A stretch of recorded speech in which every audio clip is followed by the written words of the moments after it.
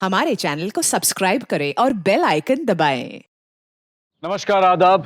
मैं Anoop Soni crime petrol सतर्क के ब्लैक हेडलाइंस अध्याय के आज के एपिसोड में आप सबका स्वागत करता हूं। आज देश के हर छोटे बड़े शहर में महिलाएं अपने परिवार की जीविका चलाने के लिए तरह तरह का काम कर रही हैं।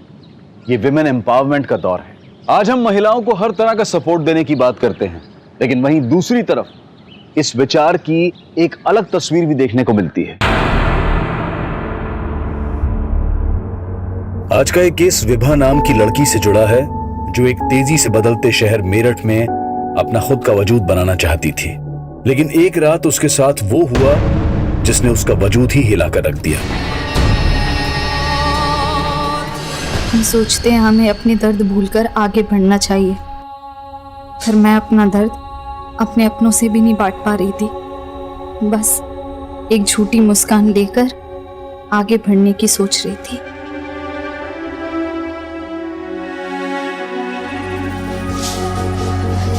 रेडी हो गई विभा? हाँ पापा, लेकिन पापा इस बार का संडे आपके साथ नहीं बिता पाऊंगी। वो प्रॉपर्टीज के क्लाइंट ना संडे को ही ज्यादा अवेलेबल होते हैं। विभा दीदी, हाँ राइड पे चलोगी मेरे साथ? इसी बार आपको ऑफिस भी ड्रॉप कर दूंगा। मुझे ऑफिस छोड़ने की बजाय ना थोड़ा पढ़ ले, कल एग्जाम है तेरा। अगर अच्छे ग्रेड्स नहीं आए तो आइलैंड की किसी यूनिवर्सिटी में एडमिशन नहीं मिलेगा। समझाओ पापा इसको। इसे आइलैंड भेजने के लिए तूने अपनी पढ़ाई बीच में छोड़ दी। अब मना इसे, अच्छा कमाने लगी है, लेकिन बेटा कभी अपने बारे में भी सोच ले थोड़ा। जब देखो तब बस काम के पीछे पागल, न खाने पीने का होश है और ना ही टाइम से घर आने की फुर्सत। अब शंकर जी आप ही समझाइए इसे कुछ। जमाना कैसा है आपको पता है ना। पापा मम्मी की बातों को ज्यादा सीरियसली मत लो। और मम्मी, जमाना खराब है इसका मतलब ये तो नहीं ना कि जीना छोड़ दें। और मुझे ना ये घाटे का सौदा बिल्कुल पसंद नहीं है। सर मेरे पिछले 15 डील्स की कमीशन बाकी है सर। कुल मिला के 7 से 7.5 लाख रुपए हो गया है। सर प्लीज मेरे भाई को मुझे आइलैंड भेजना है। सर प्लीज मुझे पैसे चाहिए, प्लीज सर। उसकी डोंट वरी विभा, जब चाहिए तब ले लेना। लेकिन पहले मुझे ये बताओ, वो दिल्ली वाली पार्टी का क्या हुआ? उसकी डील का क्या स्टेटस है? मुझे नहीं लगता उसे घर खरीदना है। वो बस 1 महीने से मुझे इधर उधर घुमा रहा है। जो घर दिखाओ बस उसकी फोटो निकालता है। पसंद एक भी नहीं करता। एकदम टाइम पास पार्टी है सर। अरे टाइम पास नहीं, वो दिल्ली की बहुत मोटी पार्टी है। उसे घुमाओ फिराओ, फंसा लो।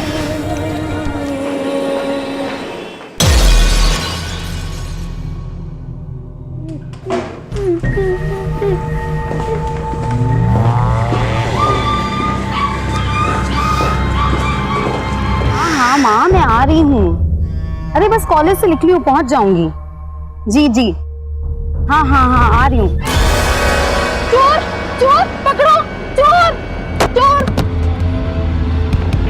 ग्राउंड में भी देख लिया, पड़ोसियों से पूछ लिया, और कहाँ जाके कासिफ का कुछ पता चला? तो मैं मना करा था ना मैंने, कासिफ को बाहर मत जाने देना। बेटा इसमें बहू की क्या गलती है? कासिफ जब हमसे नहीं संभलता तो ये क्या संभाल सकती है उसे? बेटा तुमने कासिफ को आखिरी बार कब देखा था? पापा मैं उसके लिए सूप बना रही थी, पता नहीं कब बाहर निकल गया, मुझे पता भी नहीं लगा। और वरना मैं ध्यान रखती ना उसका, आप जानते हैं ना।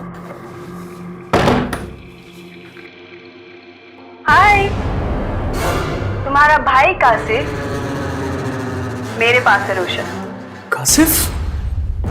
सुबी क्या है ये? वो क्या है ना, इसको देखकर ना मेरा खून उबलता है। चोरी करता।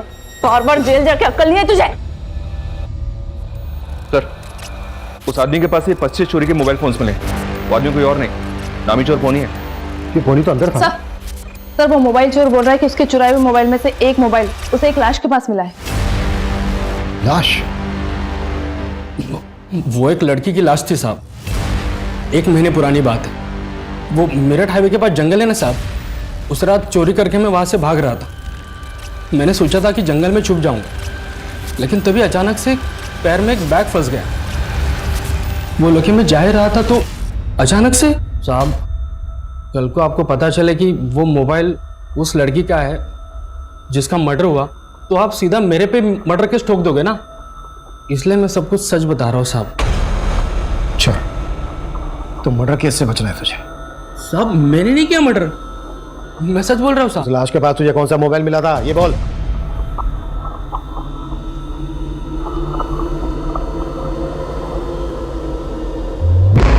ये था साहब। पक्का ये था ना? हाँ सब यही था।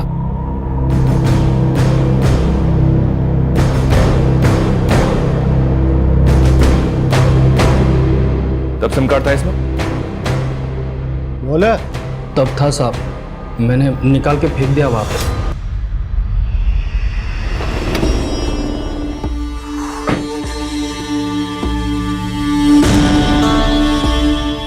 याद है ना मैंने क्या समझाया?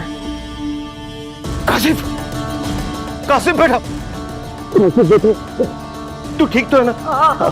क्या हुआ? अरे हो झील के पास पहुंच गया था, वहीं खेलते खेलते गिर गया होगा। वो तो मेरे एक दोस्त ने देख लिया, फोन करके बता दिया मुझे। फालतू में डर रहे थे। शुक्र है अल्लाह का बेटा। अरे अंदर लेके जाइए ना। हाँ, पट्टी उट्टी करो आरजू की। हाँ फिर हाँ, मिल गया। हाँ बोलो। कासिफ को छोड़ने की कीमत याद है ना तुम्हें?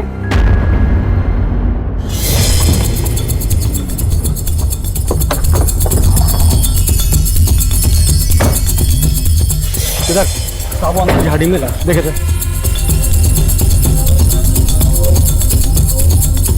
सब वहाँ।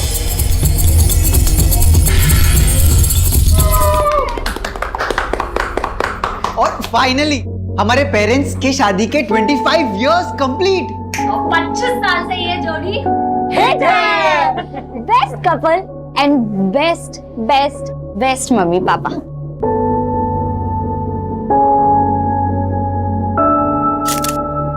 अपनी हंसी से सबको खुश रखते थे। अचानक से एकदम सब कुछ बदल गया। 1 महीना गुजर गया और विभा को हमेशा समझाती थी उसको कि बेटा संभल के रहा कर,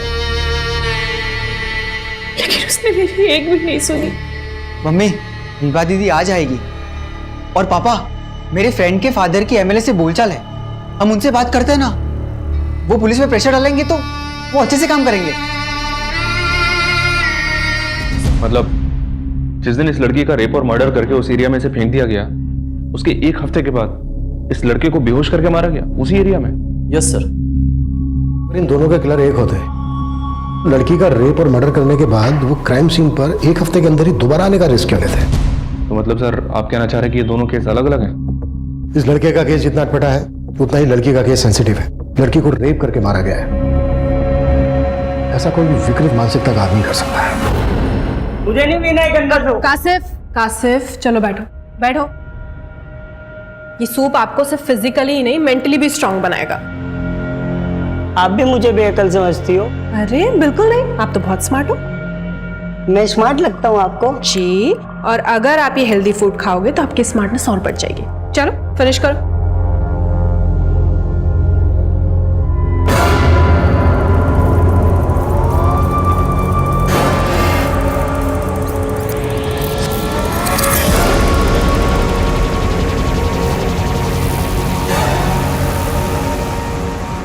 तुम जाओ चाय बनाओ, मैं खाना खिलाता हूँ। जाओ। इतना करंट लगा तेरे दिमाग में, इतने झटके लगे फिर भी दिमाग ठिकाने नहीं आया था। पता नहीं किस मिट्टी का बना है। फिनिश करे सर।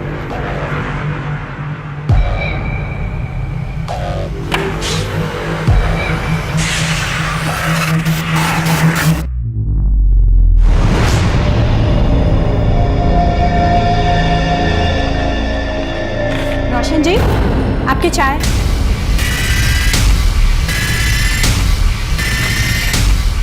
अरे क्या हुआ? करंट लगने वाला है। हाँ। करंट लगने वाला है? तो फॉरेंसिक ने कंफर्म किया है जो बुलेट्स हमें लड़की की डेड बॉडी से मिले थे वो इन्हीं छल्लों के जो हमें क्राइम सीन से मिले थे। 0.9 mm बोर की कंट्री मेड पिस्टल का इस्तेमाल किया गया इस मर्डर में। हम लोगों को काम पर लगा दो और इलीगल्स आर्म सप्लायर्स की डिटेल निकालो जो इस तरह की 9 mm कंट्री मेड पिस्टल बेचते हैं। उनसे हमें लड़की के रेपिस्ट और किलर्स की कोई लीड मिल सकती है। हाँ बोलो। सर उस लड़की के मोबाइल के IMI नंबर से पता चला है कि वो फोन विभा नाम की लड़की का था और सर विभा मेरठ की रहने वाली थी। सर 16 अक्टूबर की रात को उसके पेरेंट्स ने उसकी मिसिंग कंप्लेंट दर्ज करवाई थी दौलतपुरा थाने में।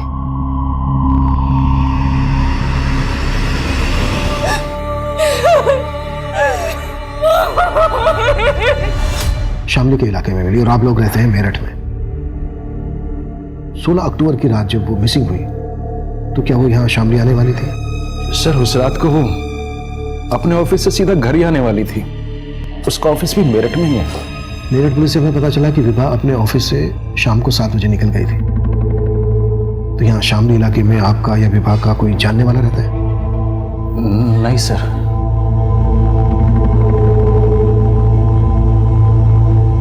विभा का कोई बॉयफ्रेंड?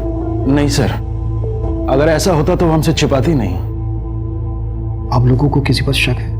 सर सच बताएं तो हमें कुछ समझ में नहीं आ रहा है कि किसने मेरी बेटी के साथ ऐसा किया।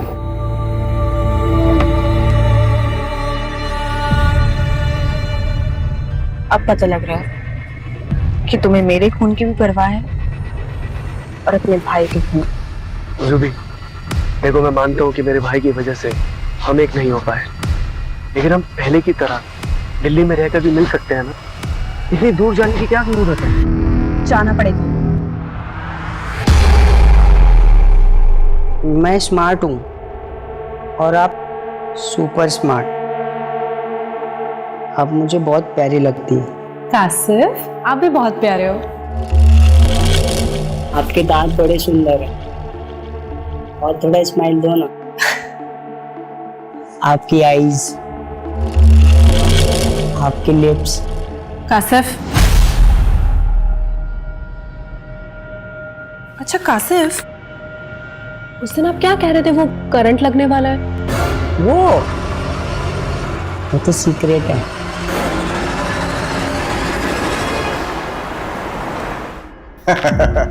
दिल्ली का प्रदूषण आपको फिर से मेरठ खींच लाया। मैं तो हमेशा के लिए मेरठ में बसना चाहता था, लेकिन तुम्हारी जो ये एजेंट है विभा, वो मेरा घर बसा ही नहीं पाया। खैर, ये बताओ कोई और है? और मतलब घर या घर दिखाने वाली?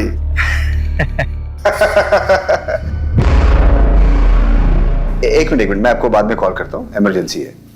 शामली? सर विभा शामली क्यों गई, मुझे इसके बारे में कोई आइडिया नहीं है।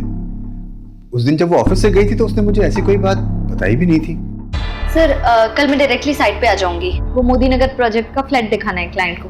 हाँ, लेकिन क्लाइंट को हाथ से जाने मत देना। फंसा लेना जा जा। Okay sir. रात वो करीब 7-7:15 बजे ऑफिस से निकली थी, तो मुझे लगा था कि वो घर गई होगी। हमें पता चला है कि शामली में भी तुम्हारे कुछ हाउसिंग प्रोजेक्ट है। हाँ है, लेकिन विभा शामली का एरिया नहीं देखती थी, वो तो मेरठ और मोदी नगर ही देखती थी।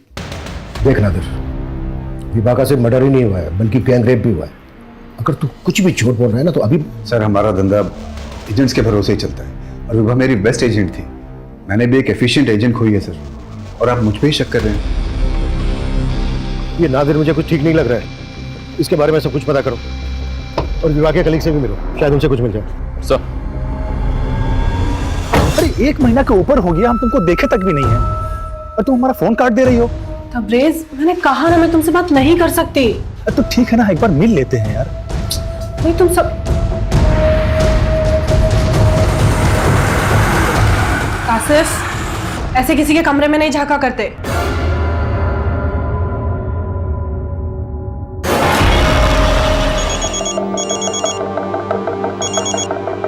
हाँ मनीष बोलो। सर, विवाह के कुछ कलीग से पता चला है कि विवाह का तकरीबन 7-7.5 लाख रुपए बकाया था नादिर पे, और नादिर उसे पिछले 3 महीने से टाल रहा था। विभा का इतना सारा बकाया था नादिर पर, तो इसके बारे में विभा के पेरेंट्स को भी पता होना चाहिए। विभा दीदी ने हमें ऐसा कुछ नहीं कहा, लेकिन 1-1.5 महीने पहले। मोबाइल बंद करो और पढ़ाई पे ध्यान दे। तेरे आइलैंड जाने के लिए पैसों का बंदोबस्त कर दिया है मैंने। विभा दीदी ने कभी ये तो नहीं कहा कि उन्होंने पैसों का इंतजाम कहाँ से किया, लेकिन वो श्योर थी कि मुझे आयरलैंड भेजने के लिए पैसों को लेकर प्रॉब्लम नहीं होगी। उसने नादिर को लेकर कभी कुछ? नहीं सर, नादिर सर के बारे में कुछ नहीं कहा।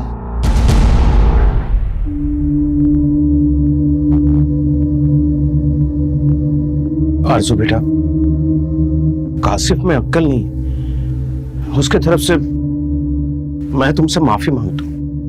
बेटा हिम्मत रख, मैं रोशन को वापस बुलाता हूं।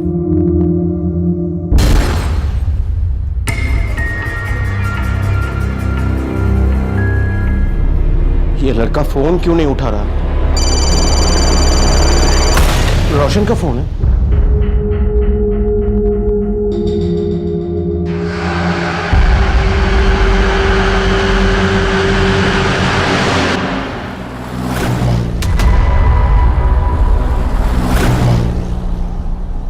सर मैंने कुछ नहीं किया सर। मालूम किया हमने, गन है ना तेरे पास, जिसे लेकर तू अपने भतीजे की शादी में नाच रहा था? इसी गन की नोक पर तूने विवाह का रेप किया है ना? अब ये बोल, और कौन कौन थे तेरे साथ? सर ऐसा कुछ भी नहीं है सर। ये माना कि मुझे विवाह को 7 लाख रुपए देने थे, लेकिन सिर्फ 7 लाख रुपए के लिए तो तू ऐसा करेगा नहीं। अब ये बोल, विवाह के साथ तेरी क्या दुश्मनी थी जितनी जरूरत थी कि तूने उसके साथ? सर विवाह के लिए मैंने कभी भी गंदी नजर नहीं रखी सर। और ये जो गन है इसके लिए मेरे पास लाइसेंस है सर। सर वो गन मैंने सिर्फ और सिर्फ अपनी सेफ्टी के लिए ली थी, और विवाह के साथ मैंने कुछ भी नहीं किया था सर। लेकिन सर एक आदमी ऐसा है जो ये कर सकता है सर। अच्छा, कौन है वो आदमी? सर मेरा क्लाइंट है पुष्कर, बहुत ही अजीब टाइप का इंसान है। विवाह के मर्डर के करीब 1 महीने पहले विवाह ने उसको बार बार लगातार कई घर दिखाए। There's no place like home. और जैसा घर आपको चाहिए, ये घर बिल्कुल वैसा ही है पुष्कर जी। अब Pushkar ji sorry, please no photos. Actually हमारी एक्सक्लूसिव प्रॉपर्टी है। Okay fine. वैसे मुझे प्रॉपर्टी पसंद है। Oh nice. वैसे थैंक गॉड आपको कुछ तो पसंद आया। विवाह में हर चीज बहुत सोच समझ के पसंद करता हूँ, और एक बार कोई चीज मुझे पसंद आ गई तो मैं उसे अपने हाथ से नहीं जाने देता, फिर चाहे मुझे जो कुछ भी करना पड़े।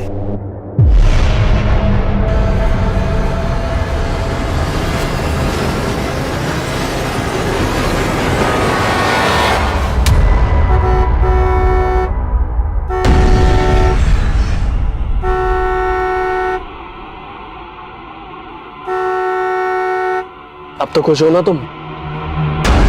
अब तो परेशान नहीं करोगी मुझे?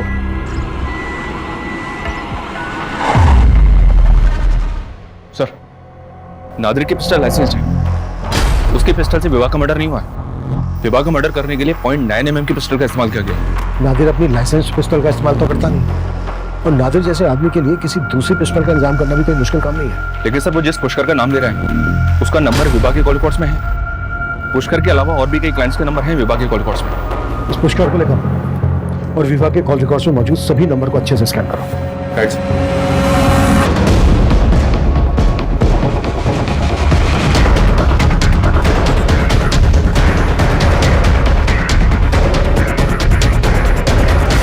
पीछे हटो, पीछे हटो, पीछे देखो इन सबको। सर मैं क्यों मारूंगा विवाह को? मैं तो पसंद करता था सर उसे। पसंद करता था? हाँ सर मैं करीब 1 महीने से मिल रहा था उससे, और पहली बार देखते ही सर मुझे उससे प्यार हो गया था।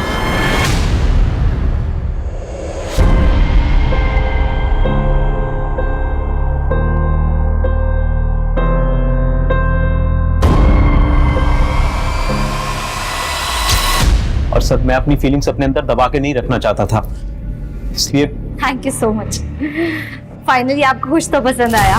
विवाह में हर चीज बहुत सोच समझ के पसंद करता हूँ, और एक बार कोई चीज मुझे पसंद आ गई तो मैं उसे अपने हाथ से नहीं जाने देता, फिर चाहे मुझे जो कुछ भी करना पड़े। ये सब बोल के आप क्या कहना चाहते हैं?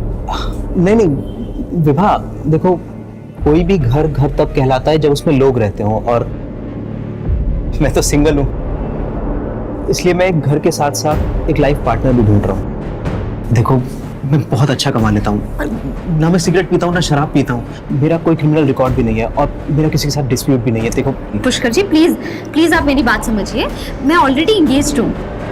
इंगेज्ड? मतलब विभा ने तेरे से कहा था कि उसकी शादी होने वाली है? हाँ सर, उसने मुझे यही बोला था। लेकिन उसके पेरेंट्स ने तो हम जैसी कोई बात नहीं बताई। क्या सर? रोशन 1 हफ्ते से अपने कारोबार के सिलसिले में जयपुर गया हुआ था सर, वो आज ही दिल्ली लौटने वाला था। अच्छा सलामत जी, आप बता सकते हैं कि रोशन की किसी के साथ कोई दुश्मनी वगैरह? नहीं सर, ऐसा कुछ नहीं था। रोशन की किसी के साथ कोई दुश्मनी नहीं थी सर। नहीं सर, वो लड़का जरूर झूठ बोल रहा है, विवाह कभी इंगेज थी ही नहीं। देखिए शंकर जी, हम पुष्कर की बात पे भरोसा नहीं कर रहे हैं, पर यह भी तो हो सकता है कि कि विवाह की जिंदगी में वाकई में कोई लड़का हो जिसे वो पसंद करती है, प्रेजेंट में ना सही पास्ट में सही। सर विभा का कोई अफेयर नहीं था, लेकिन हाँ 4 महीने पहले हमने उसकी एंगेजमेंट करवाई, पर वो रिश्ता भी टूट गया। किससे करवाई थी आप लोगों ने एंगेजमेंट उसकी? आलोक सचदेवा एनआरआई है सर, हमारे पड़ोसी जस्सी की जान पहचान का लड़का था। शंकर जी कहने के लिए आयरलैंड से हैं, लेकिन उनको शादी इंडियन लड़की से करनी है। एकदम स्वदेशी विचार है, अभी तक भारतीय संस्कार बसे हुए हैं। आप मुझसे उम्र में इतने बड़े हैं, फिर आपने अभी तक शादी क्यों नहीं की? मैं आपसे झूठ नहीं कहूंगा, मेरी पहले भी शादी हुई थी लेकिन चल नहीं पाई, हमारा डिवोर्स हो गया था। और सर विभा भी इस शादी के लिए तैयार हो गई थी, हमने तो शादी की तैयारी भी शुरू कर दी थी। विभा, अरे ओ विभा, देख तो ये कैसा लग रहा है। क्या बात है, ऐसे मुंह क्यों लटका हुआ है तेरा? अरे दीदी आप टेंशन क्यों ले रहे हो, मैं भी तो आयरलैंड रहूंगा ना, आप बोर नहीं होंगे वहाँ? आशुतोष, पर हम दोनों आयरलैंड चले जाएंगे तो मम्मी पापा यहाँ अकेले पड़ जाएंगे ना। नहीं बेटा, जब हमारा मन नहीं लगेगा ना तो हम आ जाया करेंगे तुझसे मिलने। पर कब? मैं ये शादी नहीं कर सकती। क्यों बेटा, क्या? मैं आपको और मम्मी को छोड़ के इंडिया के बाहर नहीं जाना चाहती। सर ने चाहा था कि वो अपना फैसला बदल ले, लेकिन हम सब फोर्स नहीं करना चाहते थे, इसलिए रिश्ता तोड़। ठीक, आप लोग हमें इस आलोक और उसकी फैमिली की डिटेल दीजिए। आलोक सचदेव की भूमिका पता करने के साथ साथ विभा के कॉल रिकॉर्ड्स में मौजूद हर नंबर को खंगाला जा रहा था। कई illegal arm dealers, sex offenders और हिस्ट्री शीटर्स को राउंड अप किया जा रहा था। तबरेज, मैंने तुम्हें कहा ना मुझे फोन मत करो, अभी रोशन का मर्डर हुआ। अगर किसी ने मुझे तुमसे बात करते हुए देख। किससे बात कर रही थी? Hello hello, Tabrez? ये तबरेज कौन? कहीं इसके लिए तुम दोनों ने मेरे बेटे को तो नहीं मरवा दिया ना? बस कीजिए, आप मेरे ऊपर इल्जाम मत लगाइए, वरना मैं भी सबको बता दूंगी कि आपके छोटे बेटे ने मेरे साथ क्या किया। ये बोलकर तुम अपना गुनाह नहीं छुपा सकती हो।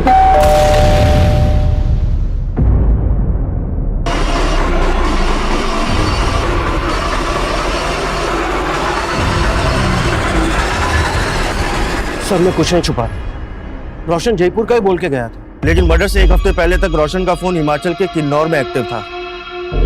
वैसे ये जुबीना शेख कौन है? जुबीना? हाँ जुबीना, रोशन अक्सर इसको कॉल किया करता था। इनफैक्ट जुबीना का फोन रोशन के साथ किन्नौर में ही एक्टिव था। दोनों का अफेयर था क्या, जो 1 हफ्ते तक दोनों साथ में थे? सर जुबीना उसके साथ में कॉलेज में पढ़ती थी, मुझे नहीं मालूम वो दोनों साथ में थे। एक मिनट। हेलो सर, जुबीना के घर पे ताला लगा हुआ। सर आलोक सचदेवा के बारे में पता किया, जिससे विभा की शादी होने वाली है। आलोक और उसकी फैमिली तो पिछले 2 महीने से आयरलैंड में ही है। सर क्या ये लोग वाकई में विभा के रेप और मर्डर में शामिल होंगे? एक बात अटपटी लग रही, विभा ने अपनी मर्जी से रिश्ता किया था और फिर खुद ही तोड़ दिया। क्या वजह हो सकती है इसकी? मेरठ की रहने वाली विभा का मर्डर होता है मेरठ से कोई 60-70 किलोमीटर दूर शामली इलाके में। मर्डर वाली रात को विभा शामली इलाके में क्यों गई? सर विभा का अफेयर हो, इस एंगल में तो कुछ भी नहीं मिल रहा, लेकिन सर ऐसा भी तो हो सकता है कि ये रेपिस्ट विभा और उसकी फैमिली से कनेक्टेड ना हो। ये कोई रैंडम सेक्स ऑफेंडर्स हो जिन्होंने विभा को किडनैप किया, उसका रेप किया और मार के फेंक दिया। 1 हफ्ते से रोशन उस जुबीना के साथ है और आप मुझ पर शक कर रहे थे। और ये कासिफ, ये भी उसी मिट्टी का है जैसा रोशन। हाँ, सबने मिलकर मेरी जिंदगी बर्बाद कर दी। छोड़ूंगी नहीं मैं आप लोग को, देख लूंगी सबको। निकल लगा क्या है इस घर में, और यहाँ पर देखो। कहाँ भाग रही हो आरजू? तबरेज तो हमारे पास, लॉकअप में। सर मैं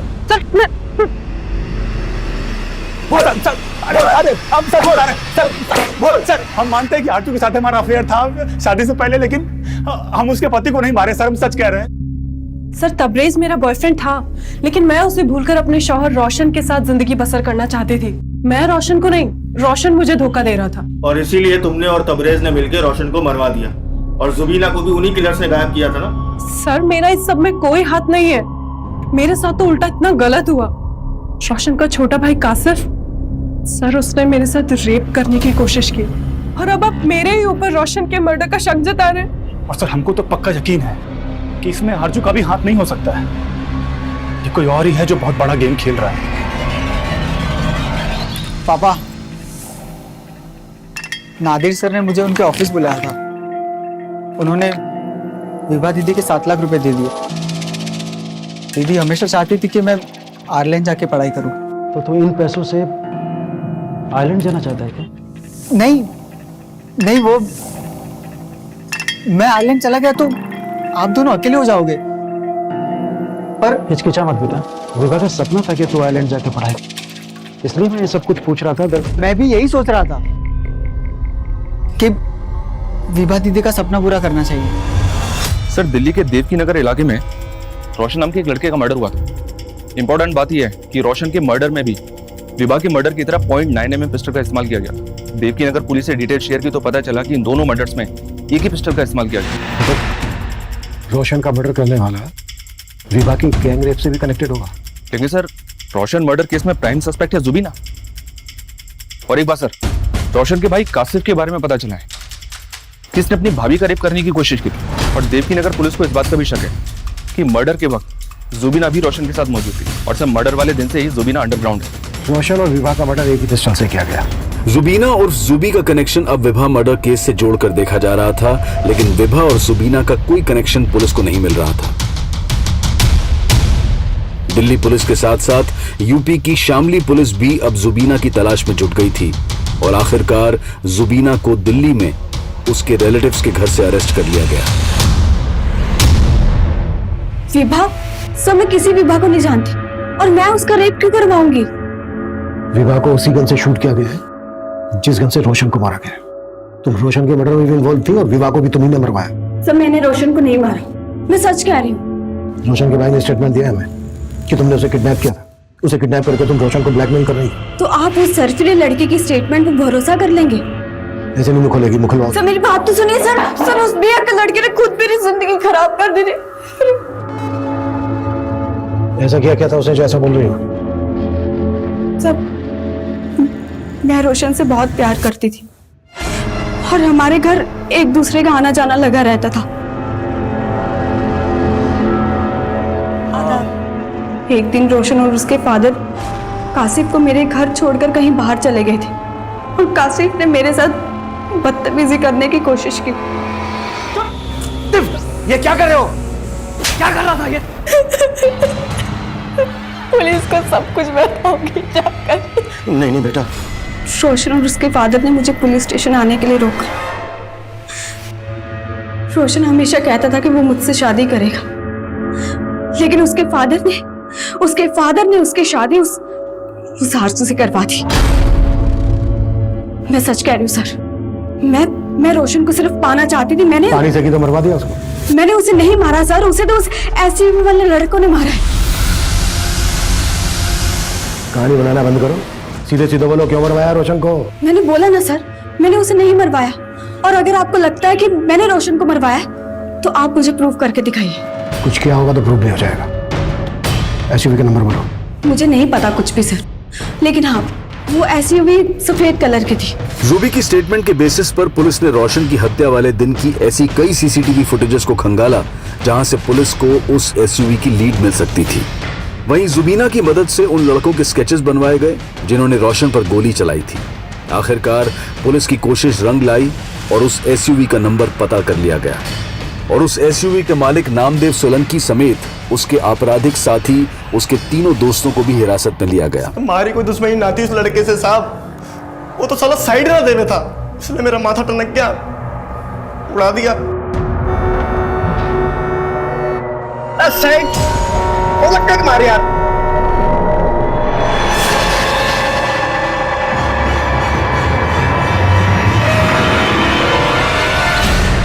तो विभा का गैंग रेप तुम ही लोगों ने किया है? कौन विभा? ना साहब, हमने कोई गैंग रेप नहीं किया। अच्छा, विभा का मर्डर तुम लोगों की गन से किया गया है? तो साहब गन तो हमने किराए पे ली थी अपने दोस्त से। किस लिए ली थी? साहब वो एक को डराने के लिए ली थी। गन किस दोस्त से ली थी? Sir, sir sir sir sir sir मैं बताता हूँ सर, बताता हूँ सर, सच सच सच बताता हूँ सर।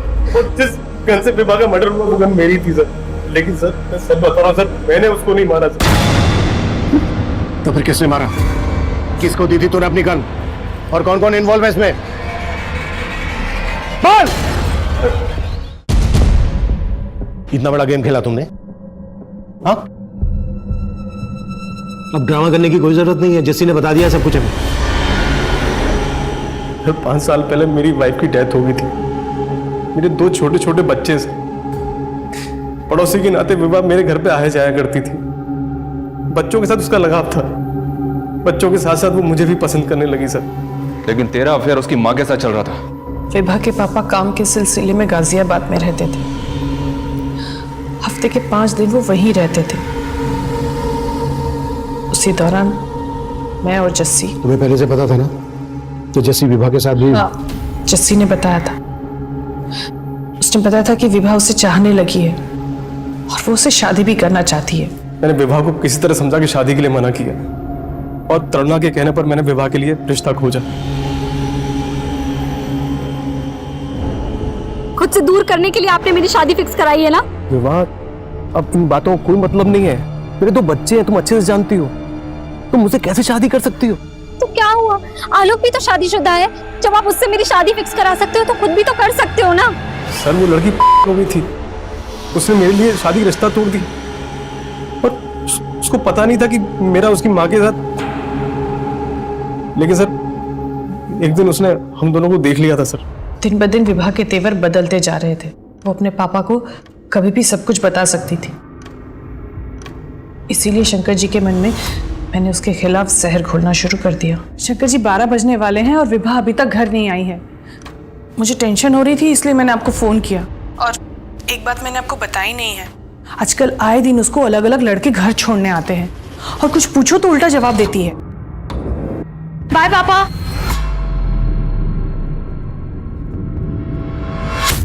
शंकर जी देखिए मुझे विभा के रूम से क्या मिला, ये देखिए। और ये पहली बार नहीं मिला है मुझे, ये दूसरी बार मिल रहा है। 2 बार प्रेग्नेंट होके एबॉर्शन करा चुकी है लड़की। मैं अभी बात करता हूँ उससे। नहीं सुनिए, इन सब मामलों में आपका लड़की से बात करना ठीक नहीं है, मैं समझाती हूँ उसे। इतना सब बताकर भी मैं उन्हें विभा से बात करने से रोकती रही। और फिर अपनी बेटी विभा को रास्ते से हटा दिया। विभा को रास्ते से हटाने के लिए मैंने विभा को श्यामली बुलाया।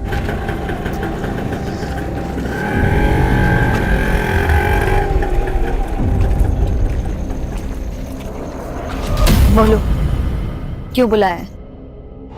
क्या हुआ, इतनी रात को क्यों बुलाया मुझे? अरे क्या बताऊं, पानी सर से ऊपर चला गया है। ये लड़की 4-5 लड़कों के साथ शामली में पार्टी करने चली गई है। अरे तो रोका क्यों नहीं तुमने उसे? अरे रोका, लेकिन सुनती कहाँ है वो मेरी। प्लीज आप जाइए ना, उसको लेकर आइए। इतनी रात को पता नहीं क्या कर रही है वो। तुम टेंशन मत लो, मैं देखता हूँ, ठीक है? सुनिए, हाँ। मैंने ना वो जस्सी जी को बुला लिया है, उनके पास बाइक है, तो उनकी बाइक में बैठ के आप चले जाइए जल्दी। आइए आगे। चलिए शंकर जी, बाइक ले आओ, आइए जल्दी आइए। देखो हाँ। चल जल्दी चल। और रास्ते में प्लान के मुताबिक मुझे तरुणा का फोन आया। मैंने ऐसे जताया शंकर को कि मुझे इन्फॉर्मेशन मिली है कि विभा जंगल में गई लड़कों के साथ। उसके बाद मैं शंकर के साथ जंगल में गया। मैंने कभी सोचा नहीं कि मेरी बीवी मेरे साथ इतना बड़ा धोखा कर रही है। तुमने अपनी बीवी पर आंख मूंद के भरोसा कर लिया, पर कम से कम एक बार अपनी बेटी से तो बात करते, उसकी तो सुनते। यही तो गलती हो गई साहब। उस रात भी मेरी बेटी मुझसे कुछ कहना चाहती थी, लेकिन मैंने उसकी एक नहीं सुनी। और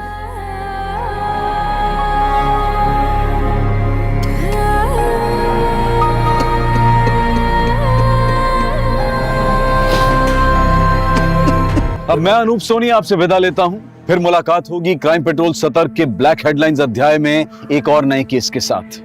और याद रखें, क्राइम और आपके बीच में सिर्फ इतना फर्क है कि आप कितने सतर्क हैं। सतर्क रहें, सुरक्षित रहें। जय। For more updates, subscribe to our channel, click the show links and enjoy watching the videos.